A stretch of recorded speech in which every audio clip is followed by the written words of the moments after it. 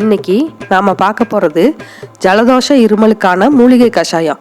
இதுக்கு 2 வெத்தலை, கொஞ்சம் துளசி, கொஞ்சம் கற்பூரவள்ளி இலை, மிளகு 1 டீஸ்பூன், சீரகம் 1/2 டீஸ்பூன். வெத்தலையோட நுனியையும் காம்பையும் நீக்கிடுறோம். வெத்தலை, துளசி, ஓமவல்லியை தண்ணியில் அலசிக்கிறோம். மிளகை 1-2 உடச்சிக்கிறோம். ஒரு பாத்திரத்தில் 2 டம்ளர் தண்ணி எடுத்துக்கிறோம். அதில் வெத்தலை, துளசி, ஓமவல்லி இலைகளை போட்டுக்கிறோம். இதில் இடித்த மிளகு, சீரகத்தை சேர்த்து தண்ணி பாதியாக ஆகிற வரை கொதிக்க வச்சு வடிகட்டிக்கிறோம். விருப்பப்பட்டால் இதில் 1 ஸ்பூன் தேன் சேர்த்துக்கலாம். இந்த கஷாயத்தை 3 நாள் தொடர்ந்து குடித்தா நெஞ்சில் கட்டியிருக்கிற சளி கரைஞ்சிரும். நாம் மாத்திரை எடுத்துக்கிறதுக்கு கூடவே இந்த கஷாயத்தையும் குடிச்சிட்டு வந்தோன்னா சளி இருமல் சீக்கிரம் சரியாயிடும்.